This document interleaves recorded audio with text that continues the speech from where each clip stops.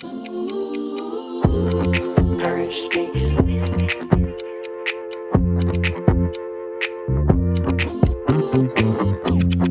Courage speaks.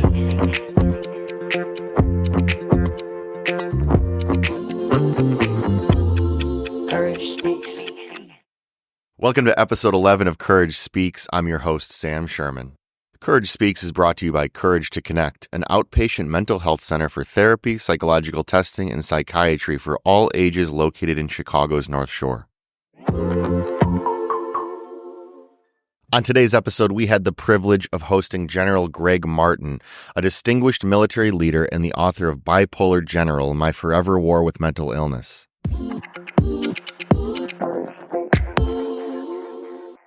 General Martin courageously opens up about his personal battle with bipolar disorder, shedding light on the stigma surrounding mental health and his unwavering pursuit of recovery. Throughout the episode, General Martin takes us on a profound exploration of his journey through the spectrum of bipolar disorder. From the exhilarating highs of manic episodes, fueling his exceptional accomplishments, to the challenging lows that necessitated medical intervention, he bravely shares the intricacies of his experience. His candid revelations not only underscore the complexities of the disorder, but also challenge the shortcomings of our medical system in addressing mental health issues. Through his resilience, vulnerability, and unwavering determination, he illuminates the path to healing and underscores the importance of courage in confronting life's most daunting challenges. Join us as we dive deep into General Martin's captivating journey on episode 11 of Courage Speaks.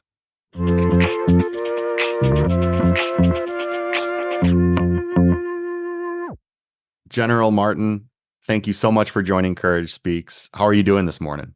I'm doing great. Just back from a 4-day trip up to Boston, focused on bipolar disorder and stopping the stigma, promoting recovery, and helping to save lives. So your book, Bipolar General, My Forever War with Mental Illness, it came out last year in 2023.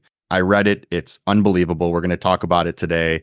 I'm probably going to say this a few more times. I know I'm going to say this a few more times, but anybody that's listening, go buy this book, read it. I can't recommend anything more highly.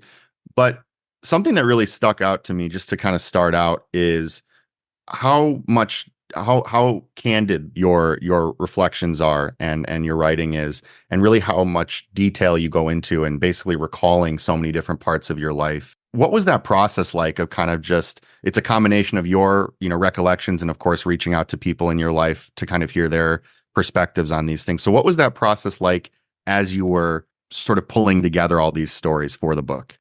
So amazingly, the day that I got diagnosed with bipolar disorder back in 2014, I said, I am not going to be stigmatized. I'm not going to be ashamed. I won't be embarrassed, because that's based on fear and ignorance.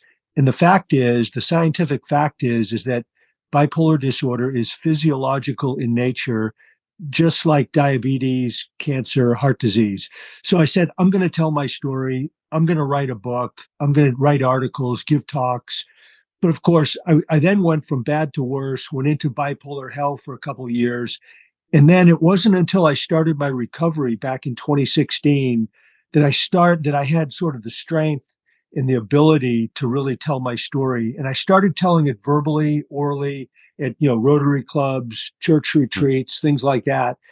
And then I got a jolt during COVID when my mother passed away, and I said, I'm going to write this book. And so I basically, every morning, I would wake up about an hour earlier than my alarm, and I would be so excited to get up, go to the keyboard, and just start banging it out. And so I started with kind of a rough outline of the way I thought the pillars and major elements of the story should go. And I shared that with my wife, my sons, some other close friends who, knew the story pretty well. And then I sat down every day for a year and I just banged it out. And I think I wrote a first draft in, a few months. I sent it around and people said, hey, you forgot this, or you forgot that, or this, here's some details.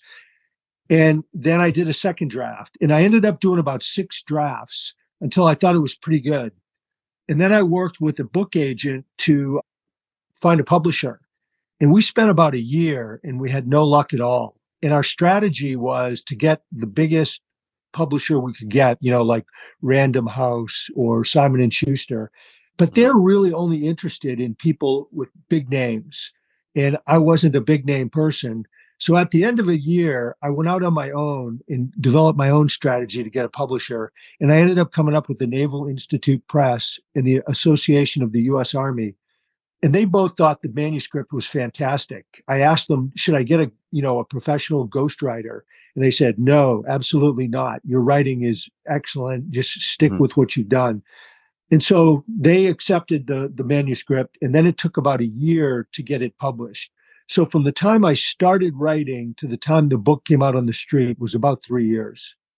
And through that process, as you were, putting, like you said, the pillars together, trying to kind of formulate all of that, how much did you feel like, were there insights that you feel like you gained just by reflection?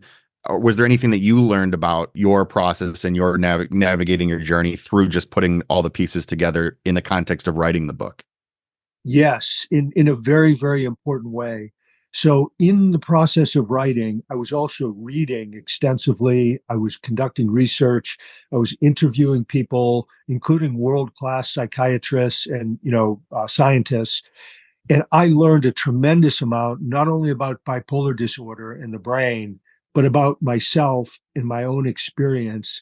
And so all this research and conversation and conferring, it really helped me to understand my own condition, what happened to me much, much better. And so all of that I knew at the time all went into the book. And then in the, year since the book was pretty much wrapped up, I've learned a lot more. So if I had a chance to do it over again, I'd have some pretty good material in there that would illuminate even more. Maybe there'll be a part two or sort of like ongoing reflections that can come out as well. Yeah, that'd be cool. I actually have a professor in Chicago, University of Illinois at Chicago. Her name is Alex Liao, and she's an expert on bipolar disorder. She's a psychiatrist, a mathematician, bioengineer, and she actually made this hat for me. It's bipolar patient provider partnership. And so we're working very, very closely together. And so she's got a strong idea for a second follow-on book where I tell about different episodes in my life with bipolar disorder. And then she comes in behind it and gives the scientific explanation, like what actually happened inside Martin's brain that caused him to behave and react in this manner, which if that comes together, I think that would be pretty cool. No, that sounds awesome. That sounds like a really cool angle at approaching these stories, even in a kind of approaching them even further. Something that'll stand out to anybody that reads this book is you have one of the most impressive resumes of, now that we've formally met, I can say, of anybody that I've ever met. So for our listeners, can you basically give a little bit of a rundown of how you describe your experience, both in the military and just education that you've earned over the years? Sure. I was unknowingly born with a bipolar brain, and I lived my whole life, and I still do, on the bipolar spectrum. And for the most part, it helped me and gave me an enormous advantage in terms of excess energy, drive, enthusiasm, positivity, problem-solving skills, creativity. So it boosted me and enhanced my talents and made me better, not only in high school where I was, kind of a standout student, athlete, leader, then at West Point, then at Army Ranger School, and then throughout my career, 36 years active duty in the Army. During that period, I did really well. So I commanded and led soldiers at, pretty much every level from second lieutenant, which is a platoon leader, all the way to two-star general. And a platoon has about 30 soldiers. And the biggest organization I commanded was Fort Leonard Wood, Missouri, which was about 30,000 people. So that's kind of the breadth of the command opportunities I had. Along the way, I got some great opportunities for education, courtesy of the Army. First, graduated from West Point, really good school. Then later, the Army sent me to graduate school at MIT, and they gave me a mission to get one master's degree in engineering. I came out with 2 masters and a PhD. Now, if somebody had been observing me and had any knowledge of mania, they would have said, this is a bipolar brain at work, because that was just beyond the normal behavior of a human being to come up with that. But because of my mania, my brain produced and distributed massive amounts of dopamine, endorphins, other chemicals, and it elevated my performance to almost a Superman level. And then once I had a PhD, I altered between commanding troops in the field and doing academic assignments. So, for example, I went and I taught at West Point, and that was largely because of my PhD in advanced education. I taught at the Army War College. I also got an opportunity to go to both the Army and the Navy War College as a student, where I got two more master's degrees. And then I taught at the Army War College. And then I was later the commandant of the War College, the president of National Defense University, the commandant of the Army Engineer School. So you could say that once I got that PhD, my career was a combination of leading troops, including 10,000 troops in the Iraq War, and academia, scholar.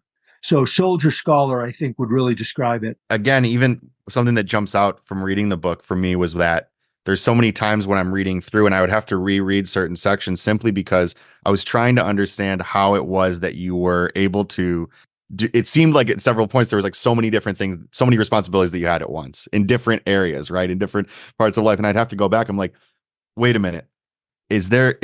Are these happening at different times? No, these are happening at the same time. And it's pretty unbelievable to go and confirm that when I would go back and read it. Something that comes up frequently throughout the book is this theme of, you basically have evaluations for medical professionals who would basically you go through evaluations and assessments and time after time be met with similar responses, if I'm understanding correctly, which is, and I'm putting this in quotes, there's nothing wrong, right? They'd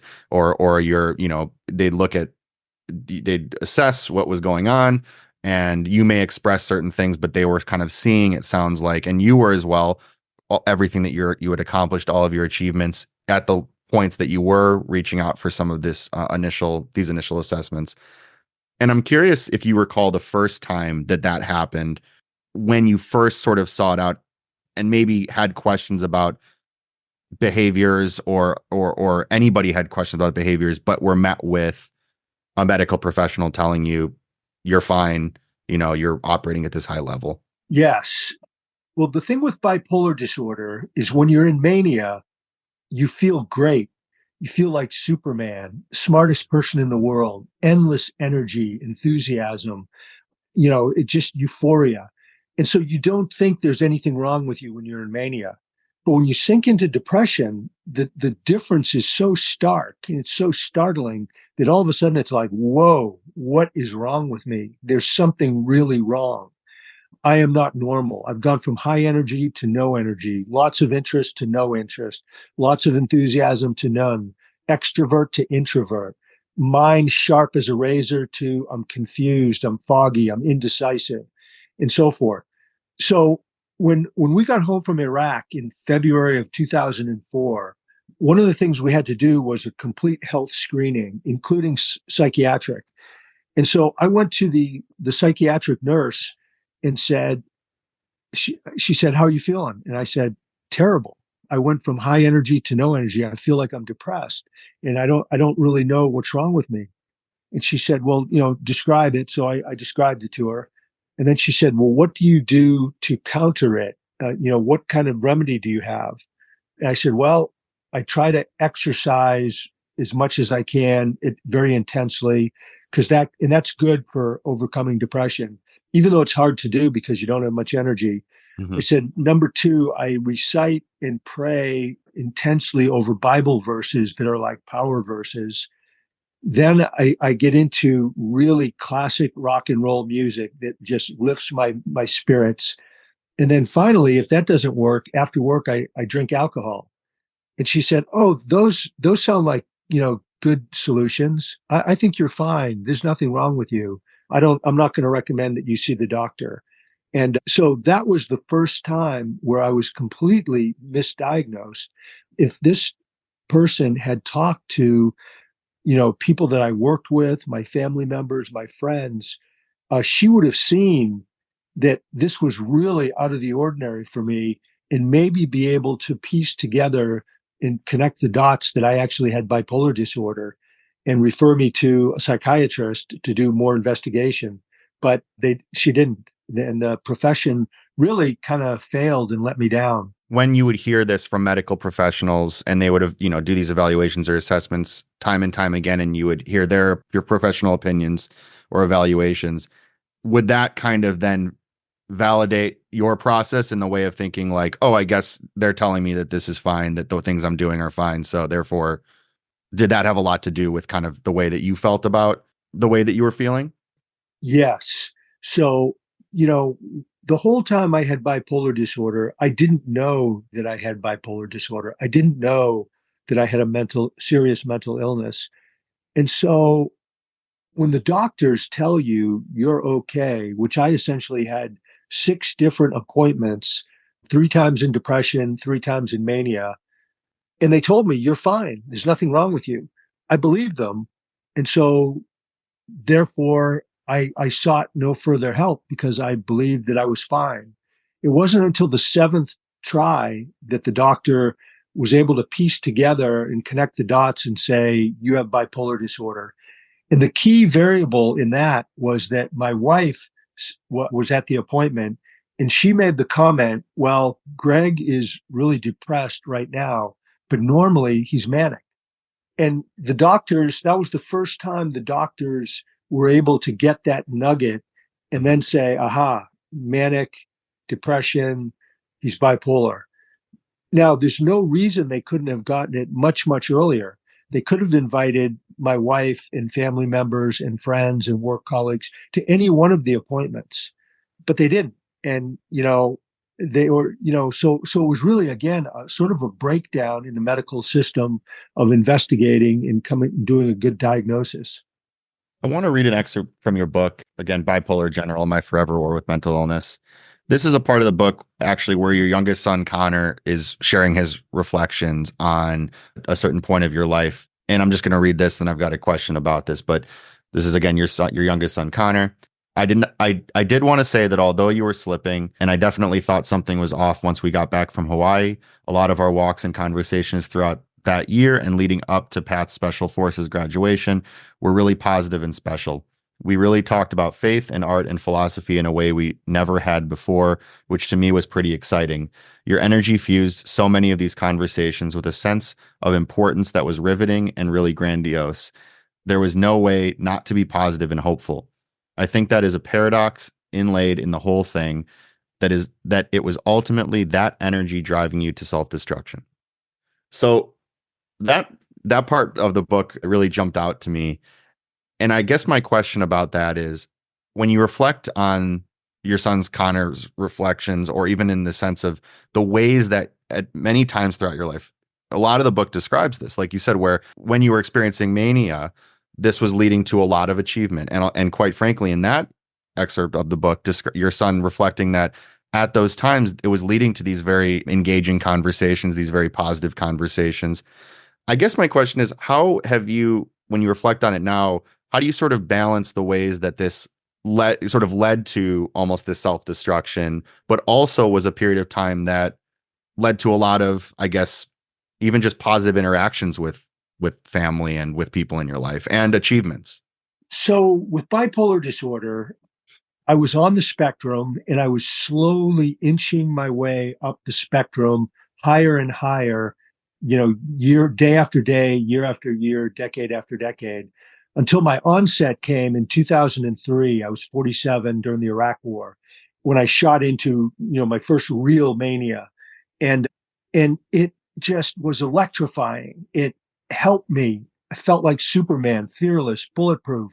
My brain was operating like a powerful computer.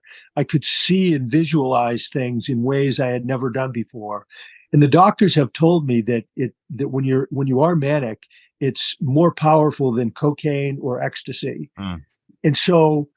And then that mania kept going up, up, up over the next 12 years until I went into full-blown mania in 2014, where I went out of control, off the rails, into a state of madness, insanity. And I then got fired, retired, and later hospitalized. Mm-hmm. But leading up to that point of insanity, this mania that Connor describes just got richer and more powerful. And it was, my brain was able to fuse and pull together more strands. I thought I held the key to world peace, that I was the Hmm. smartest person in the world, that I could create this whole new university called Global Security University. Then I saw the Holy Spirit descend numerous times, and had conversations. I thought I was an apostle from God who was sent to earth to, you know, transform the Department of Defense. Hmm. I envisioned and hallucinated that I could fly over Washington, D.C. on my bicycle. And so what Connor describes is actually very, very good, that this mania and the energy and the creativity all confused together to cause this powerful effect and elevation in the brain. And so he's absolutely right. I want to talk a little bit about persistence or resilience, and specifically when again in reading through the book, for a lot of the book, when you describe different military missions or strategies that you developed and implemented, and all of these different challenges, it sounds like throughout a lot of the book and throughout a lot of your life, the bigger the challenge, the more you really embraced it, and quite frankly, the more it seemed like you were able to kind of accomplish, right? You weren't looking at a lot of these things. It didn't sound like you really like were getting a lot of energy and feeling very activated and energized and positivity through like the more challenging something was.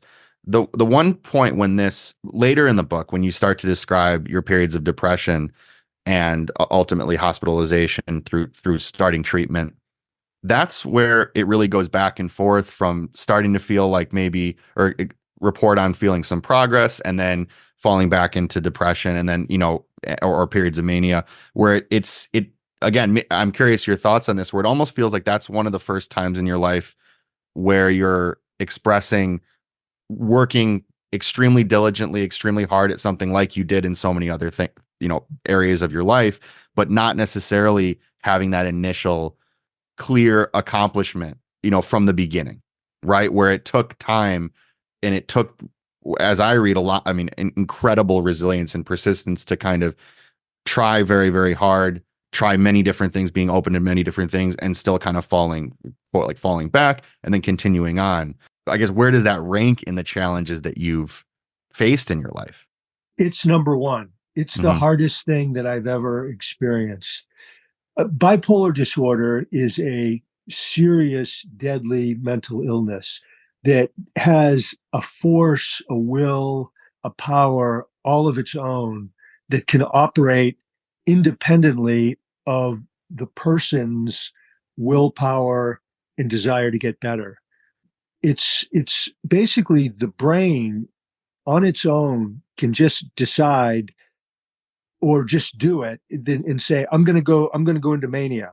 And it'll then start overproducing and distributing, large quantities of these powerful natural chemicals like dopamine, endorphins, and others. And it drives you into mania. And there's nothing you can do to stop it. Hmm. It just does it. And then the same brain decides, okay, I've had enough mania. Let's try depression. And Hmm. then it dials back and underdistributes those same chemicals, and you crash down into depression. So all the willpower, all the persistence, all the perseverance in the world can't change that. Now those elements are necessary, but they're not sufficient. What you really need is brain chemistry stabilization first, and that comes primarily through medications. And so, as you recall, I had been taking medication and everything for almost 2 years with no effect at all. In fact, I Right. kept getting worse. It wasn't until I started taking lithium, a natural salt from the earth, that then my symptoms went away, my brain got stabilized, and I started my journey of recovery. So I would say, until you get a diagnosis, which for me was 2014, you're you're like a little bottle at sea in rough, stormy seas where you're just getting tossed about by the power of the bipolar disorder. You're getting tossed to the top of the wave, thrown to the bottom of the trough in the waves, and there's really nothing you can do to stop it. But then when you get a diagnose, then you have, like, for me, I had then a target, a Hmm. face on the target. It's bipolar disorder. I can go after this Right. disease and I can start battling it with medication, treatment, hospitalization. And I did. I went into it with that spirit, but it took them close to 2 years to get the correct medication for me. Hospitalization was really good, but all hospitalization did, it raised my spirits because I was getting cared for by really good medical professionals, but it kept me from getting worse. It kind of put a bottom into my, my cycles. Hmm. And so I didn't get any worse, but I didn't really start getting better either until several months later with lithium. So I would say battling bipolar disorder has been the toughest fight of my life. I mean, much harder than combat, war, army stuff, because you're dealing with something that's invisible, extremely powerful, and ruthless, that can have its way with your brain and thus your body just any way it wants. So yeah, it was really hard. And I think that what people are going to see, people who have already read the book or hopefully will read the book, will notice is even the way that the book's written. It's like so many of your unbelievable accomplishments and achievements leading up to the last few chapters when you talk about your treatment and that battle, right? Which you describe as the top of the most challenging battle that you navigated, right? A lot of the things that you accomplished, you talk and you describe it in a way, at least from my impression, that's so like matter of fact, because it was just, not to say that it like these are incredible, like somebody like myself can read these and say these are unbelievable challenges and strategies that you're implementing and overseeing in these showings of leadership and everything. But the way you describe those, it's like, yeah, and then I did this, and then I did this, and here's how I did this. And for me, it's like, wait a minute, that's pretty unbelievable. But then for you to describe, I think it's going to give people perspective once you get to the later part of the book and read about your struggles and navigation through treatment for bipolar disorder, just what that really means when you say that that was and that is the toughest battle or the toughest challenge that you faced. Yeah, that's a really, really good point, because I mean, I was successful, overly successful from as far back as I can remember. I mean, definitely by junior high, when they started acknowledging, achievements in sports and leadership and academics, and then high school where they do, and then, West Point, and then the Army. I mean, it was like all the way to two-star general, Mm-hmm. so 30, 40, 50 years. It was really nothing but success.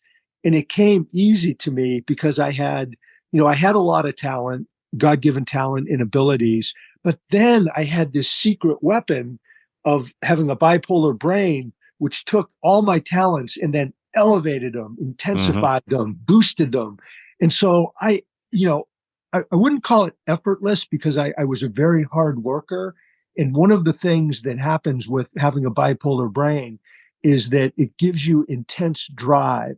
So I worked very, very hard. So it was this combination of natural talent, then being boosted by the bipolar brain, and then just hard work that brought me to very high levels. But I just took it for granted and just enjoyed it, had fun, did the best I could, took the best care of my soldiers and their families as I possibly could, had a good time. I mean, I partied a lot, had a great deal of fun. And so it was a wonderful career and a wonderful life that ultimately came crashing down, because with bipolar disorder, it works for you until it goes too high, and then it stops working for you and brings you crashing down to destruction. That's interesting you said it, because even as you read the book, up until the last couple of chapters, again, this is just my perspective on it. You're sort of reading about your life and your experiences, and again, understanding that there's also the last couple of chapters that are very, very critical part of this book. But to that point, a lot of reading it and the way that you describe your life, it's sort of like, I don't know, like this sounds pretty great, like in the sense of the things that you accomplished and the ways about doing that and the ways that you even felt about those accomplishments throughout your life. When you describe that coming crashing down, of course, that gives this other side, right, to bipolar disorder that you speak extremely candidly about and go into great detail about. But I think that, again, even just the way the book's formulated is really brilliant, just to kind of almost let the reader have at least for me, like have these thoughts at the beginning, the middle, the end, and then ultimately continuing to hear that journey that you're on, which is one that and I know you've talked about this before, but this is really not there's not a lot of generals or really anybody with military experience that speaks this candidly or has spoken this candidly about mental illness and about their own experiences. For the listeners, can you share a little bit about, from your perspective, why that to this point that's not something that we see so much about people in the military talking about these things, or why this has become stigmatized? And again, to be clear, mental illness is and discussions in mental health are stigmatized across many areas. But from your experience and from your perspective, how did this happen through the military, of being a conversation that traditionally had not been very comfortable or open? Well, as you said, it's not just the military, but it's really the whole society. It's business, government. A lot of the most open people have been from arts and entertainment, musicians and singers and actors and actresses. They tend to be, well, they also have very high levels of bipolar disorder, and they tend to be more open. But the reason people don't talk about it is because of the stigma. And the stigma is, it's like a mark of shame and embarrassment. And so people feel bad that they have a mental illness. They blame themselves. Because the society blames them. And the prevailing attitude is, well, if only you would try harder, if you had a better attitude, if you had stronger character, if you weren't so weak, you wouldn't have had this mental illness. And we know scientifically that's not true. A mental illness is physiological the same way diabetes, cancer, heart disease are. And so, there's no stigma surrounding diabetes or heart disease. And so really there shouldn't be around mental illness either, because we're talking about, an illness of a physical organ, which is the brain. So there really just shouldn't be any stigma among anybody. So why is it so rare in the military? And I'll tell you, there's absolutely no doubt that bipolar disorder is, just fairly prevalent in the military. It's probably quite a bit higher than the national or global average, just because of the type of people we draw in, the type of stress and trauma we put them under. And so it's probably quite a bit higher.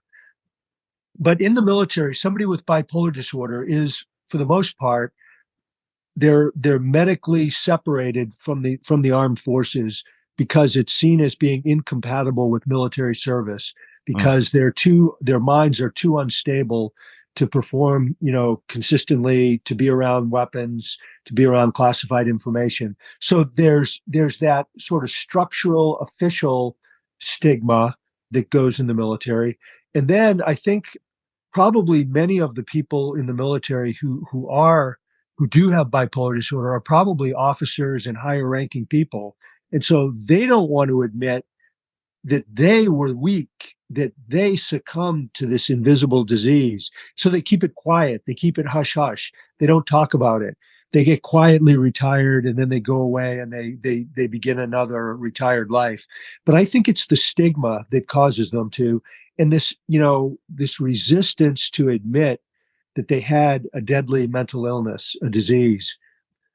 But, with me, I said, I had a horrendous experience. It nearly killed me. I'm lucky I didn't die of a stroke or a heart attack along the way. I'm lucky I could have succumbed to suicide, but I didn't. And so I decided, what good does it do the world if I keep this to myself and I keep quiet?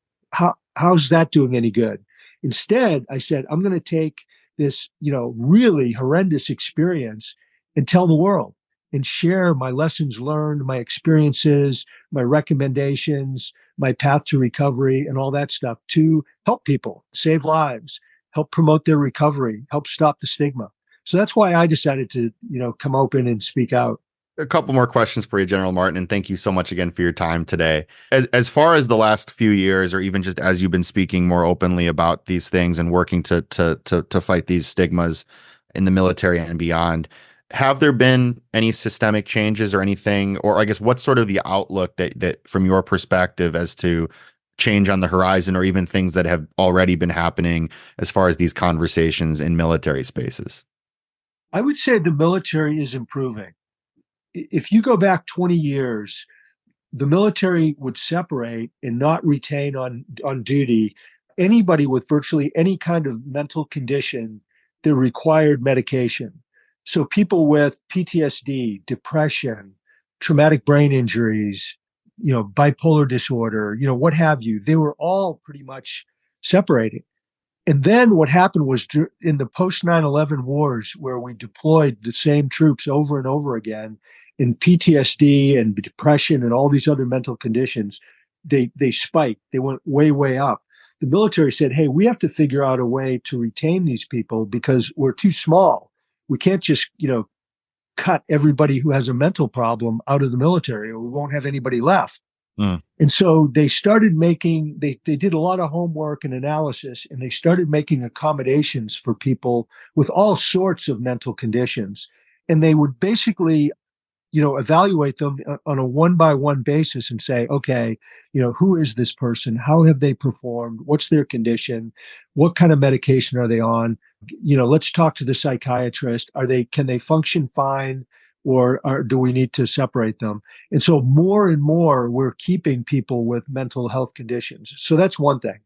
And that's a good thing. The second big thing is we're doing a lot more training and education on mental health. We're trying to raise it to the level of physical fitness and physical health and normalize the conversation. And we want to teach people, the lower ranking service members, about what are the symptoms of the most common mental health issues. What does it look like? So when I was around thousands of people for all those years where my bipolar disorder was unknown, but nobody knew what they were seeing because they were untrained. So they didn't know that I was manic or that I was depressed because they were untrained. So now the training has really stepped up.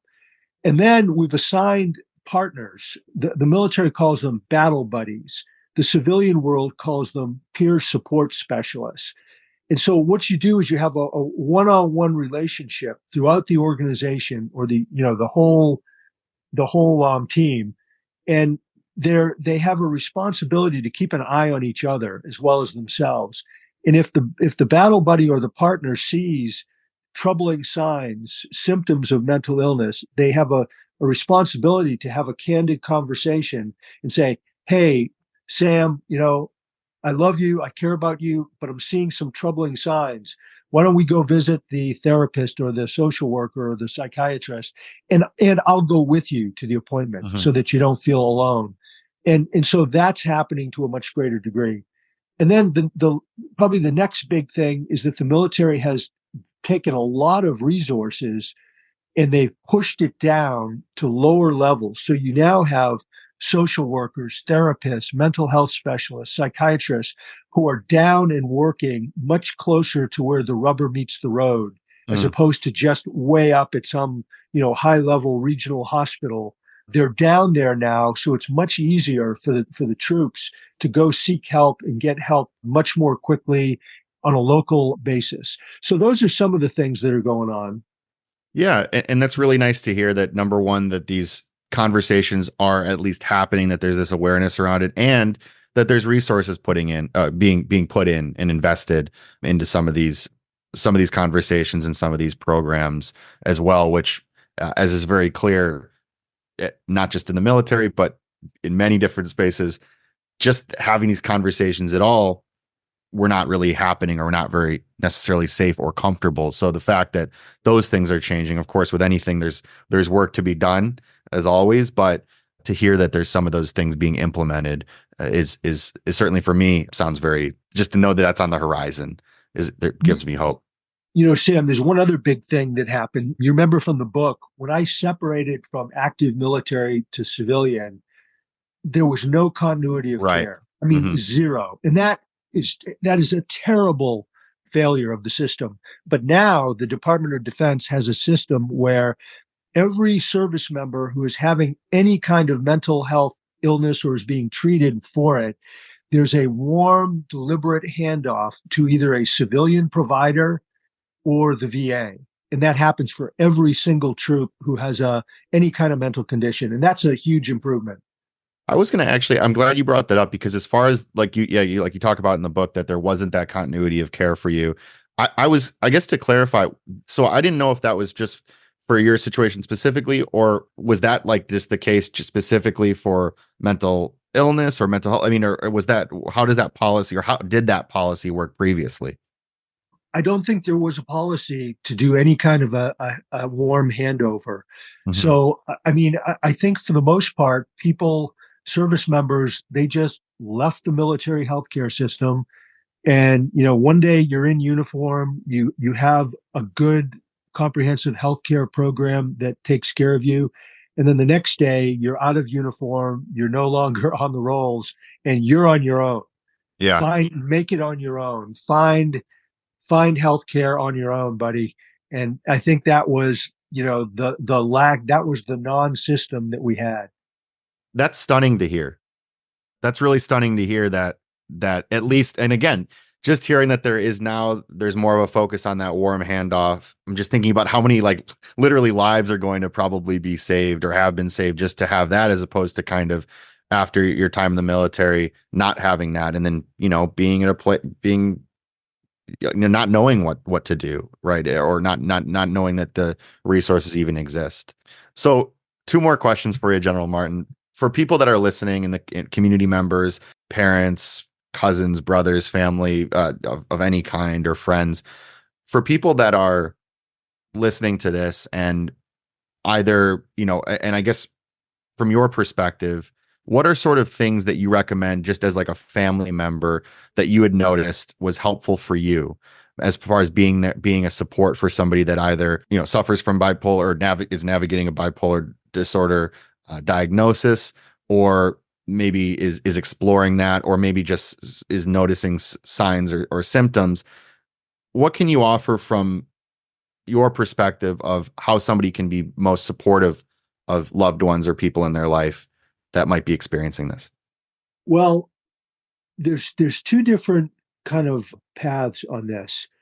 There's the path where a person takes the advice and goes and gets medical treatment, gets a diagnosis, and there's a very good chance they can live a happy, healthy, purposeful life.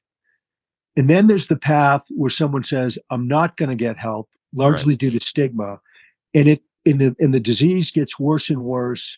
And it ruins their marriage, their family, their career, their finances, often leads to addiction, homelessness, prison, Hmm. death, violence, suicide. So, a path of destruction. So, what I would say is in both cases, whether the person is getting medical help or is not getting help, I think compassion is really important. Just a sense of, I'm going to care about you. I'm not going to be judgmental. But it's harder when the person doesn't get help because you don't know what's wrong with them. Right. You know what I mean? So it's harder to be compassionate with somebody who won't go get help, who won't help themselves, who Hmm. won't see a medical professional. So it really heightens the tension and the animosity and the difficulty of the situation. Whereas if somebody does get help, then you can say, well, they're trying. Hmm. They're trying to get better. But I think being supportive, offering to go to appointments with the person if they'll let you is really good, because the doctors and therapists can get what they call collateral information from Right. family, friends, colleagues. And I think that's a really good thing if people would do that and go to appointments. I think watching the person as a battle buddy, like, so for a spouse or a family member or a friend, knowing what the symptoms are, like what I've done here in Cocoa Beach, Florida, is I've basically explained to my family and my friends, these are the symptoms of bipolar disorder. Here's what mania looks like. Here's Hmm. what depression looks like. If you see me exhibiting these behaviors, please Mm. come talk to me. Don't sugarcoat it. Tell it candidly, and tell my wife, Maggie, so that then we're aware of what you're seeing and we can take preemptive action.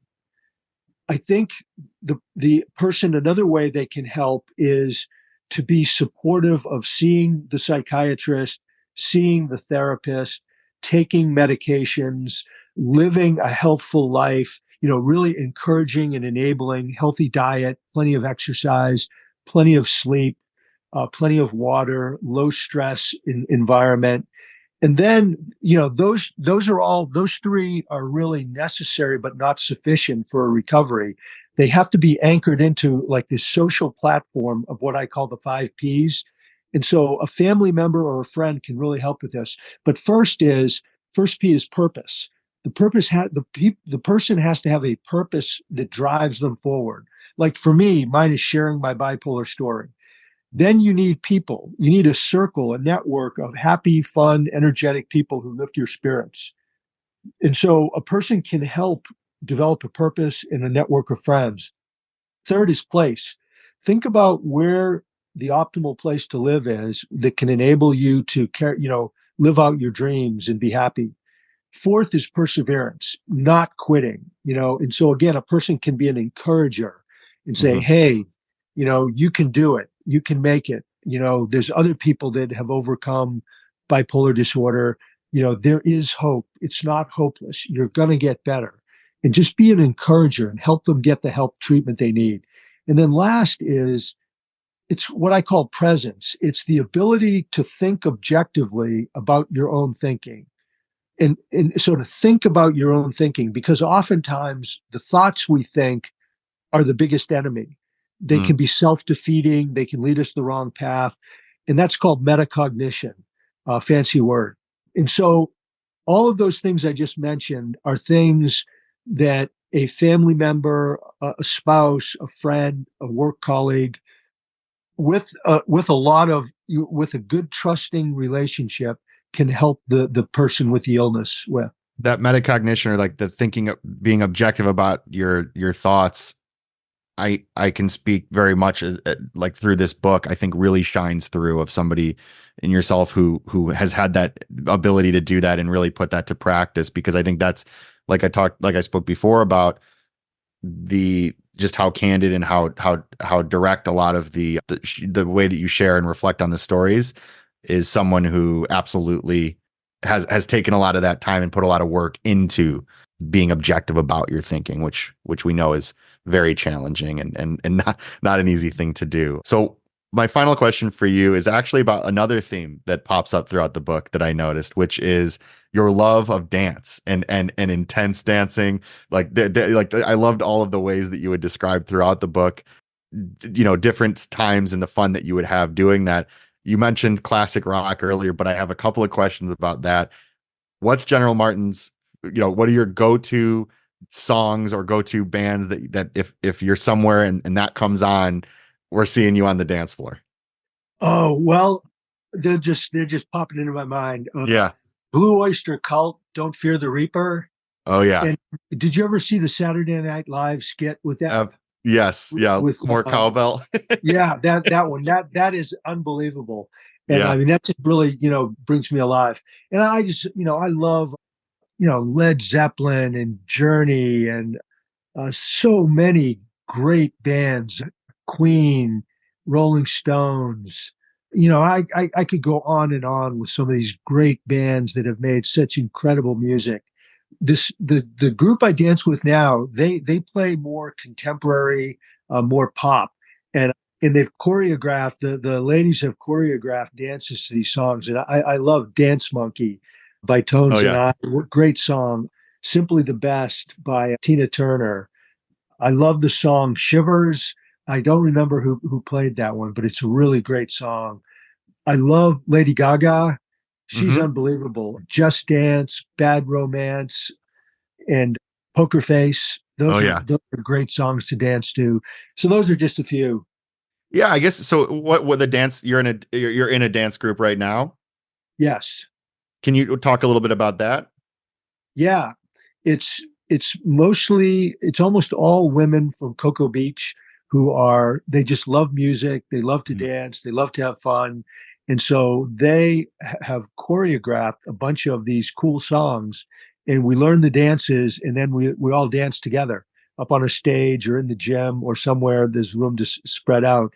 And it's just a lot of fun. And so, a lot of these people are my best friends. If you look in the picture part of the book, one of the pictures shows them, they're all wearing army shirts.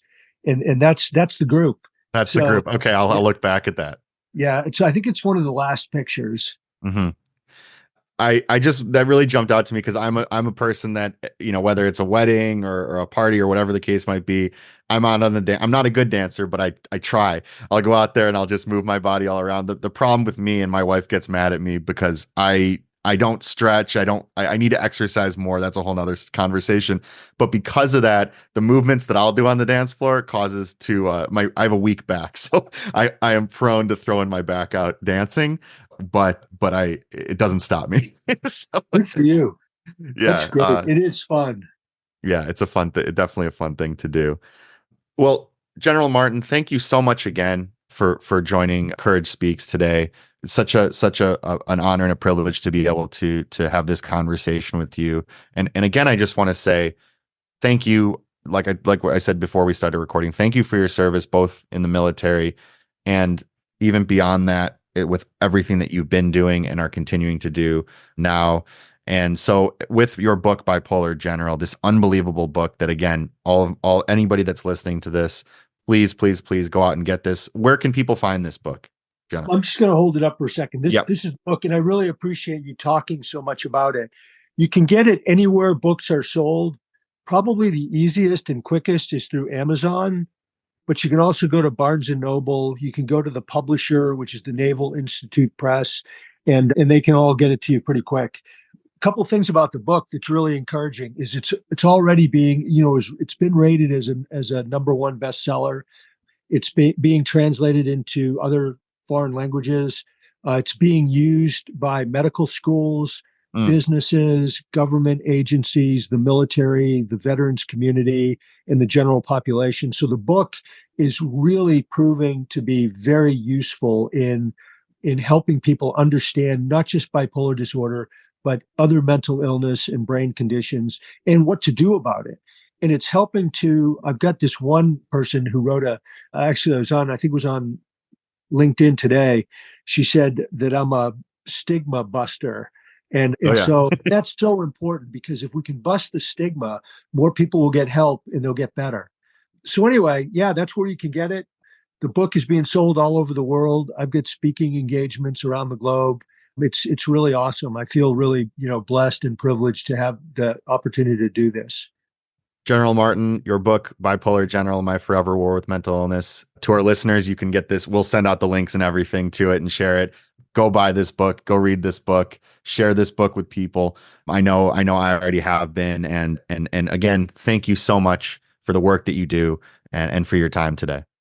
Yeah, the other thing, Sam, is I've got a good website with tons of information, and it's bipolargeneral.com. Lots and lots of info. Yeah, we'll definitely link people through there and get just as many people talking about this and reading this as possible. Awesome. Thank you so much. Thank you, General. Thank you again to General Gregg Martin for taking the time to speak to us for the podcast. For more information about General Martin and his book, you can visit bipolargeneral.com. Thanks as always to John Marikoski for writing and producing our beautiful theme music. And thank you for tuning into Courage Speaks. We want to remind our listeners that the information and discussions presented in this podcast are intended solely for educational purposes. The content provided is not a substitute for professional medical advice, diagnosis, or treatment. It's important to consult with qualified mental health professionals or healthcare providers for personalized guidance regarding your individual situation.